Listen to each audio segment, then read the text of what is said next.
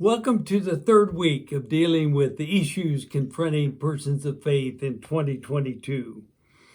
We dealt with the issue of gun violence, then we dealt with the issue of the rights of women and abortion, and this week a very important question for the upcoming July 4th weekend in the United States.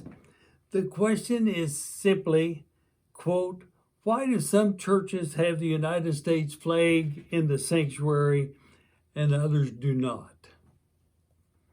On the surface, this question seems rather benign and insignificant, but in fact, it's a source of major conflicts within the Christian community. The presence of the flag of nations and sanctuaries is not limited to the United States. When I was in Liberia in 1992, I immediately noticed the national flag of Liberia being in a place of worship. Now, Liberia has an interesting history because it was the nation was formed by persons who were previously slaves in the United States and returned to their native continent. The national flag was a symbol of personal freedom from slavery and independence as a nation. However, as a result of rebels taking over the government of Liberia in a violent and brutal manner, United Methodist Christians in Liberia could no longer consider the state and the church as compatible. And painfully, I saw the national flag removed from places of worship during my visit. Now, another story, a lot closer to home. The Blake family moved to Derby in 1969 and became involved in Woodlawn United Methodist Church, a congregation whose second pastor and under whose leadership the sanctuary was built in 1963. That pastor's name was Forrest Robinson, a well-known native and leader in Winfield. And the first service in the sanctuary in November of 1963 was not a Sunday morning service. That event was being planned for December. The work wasn't quite finished. But upon the assassination of President Kennedy, Forrest, working with the contractor, invited pastors in the community to hold a community-wide memorial service for the president in the nearly completed building. Other pastors assumed the flag of the United States would be in place for the service. They even offered flags to be used. Forrest was a veteran. Many of us know his record and what he was involved in. Forrest was a patriot, if I've ever known one. All assumed a flag would be in place for that memorial service, but there was no flag. Forrest, in a congregation of patriots, remember the next door neighbor to Derby is McConnell Air Force Base. Forrest made his position clear. The sanctuary was not built to display the flags of all the nations of the world. His position was if it wasn't built to hold all the flags of all the nations of the world, that displaying one flag would deny that we worship a God of all the nations, not just one. Now, I share these stories in my response because for some who support the national flag to be in places of worship, they see the compatibility and affirm the compatibility of the values of their nation with their faith, and they see no distinction between the two.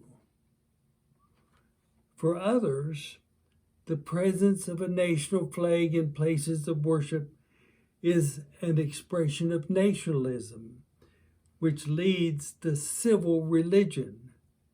And civil religion is the unification of the values of the church and state, meaning that what is best for the state informs and guides the beliefs and actions of the church, and what is best for the state is best for faith, and vice versa. That's civil religion, the unification of church and state.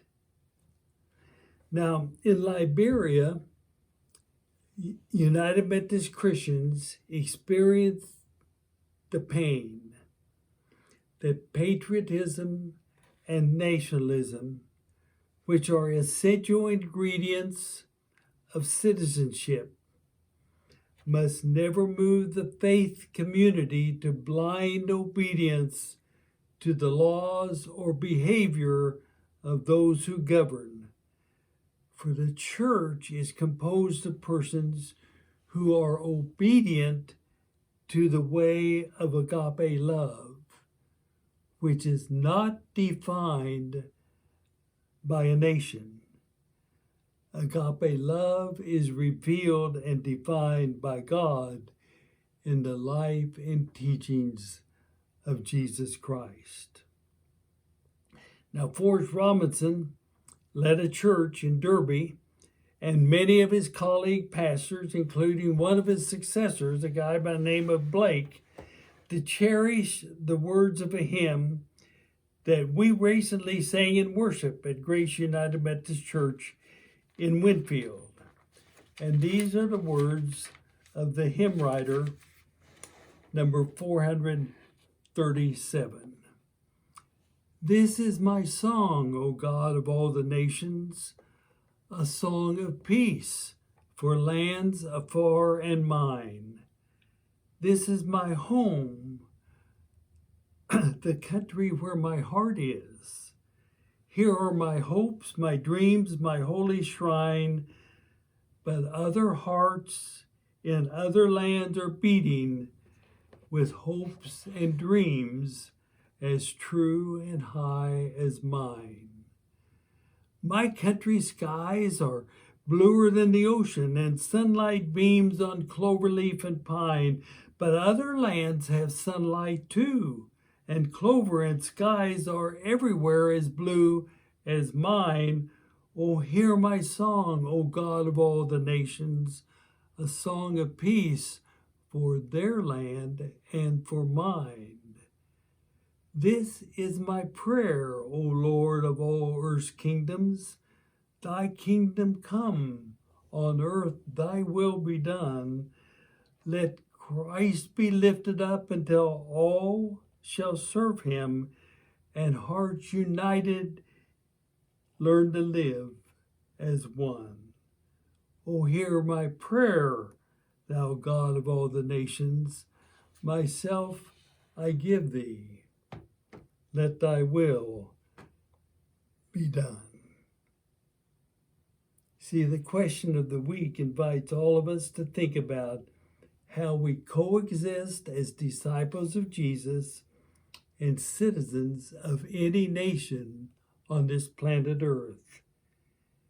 Jesus was pressed on the question one day, and his response is simple and clear. Give to the nation what is necessary to govern, the rights of taxation and the rights to pass laws, and give to God what is God's, the object of worship and obedience to agape love. Both are important, but never intended to be blended. A lot to think about as July 4th comes up. Let me give you some starters for your thought in our conversation. First, what is your own experience of the presence of national flags in places of worship? What would be your response to seeing a national flag in a place of worship in a nation with whom your nation is at war? A response to the belief that God is on the side of a nation raises the question whether a nation is on God's side, the side of sacrificial love, empathy, and peace with justice. Does the presence of a national flag communicate that God is on the side of a nation? A lot to think about. Thank you.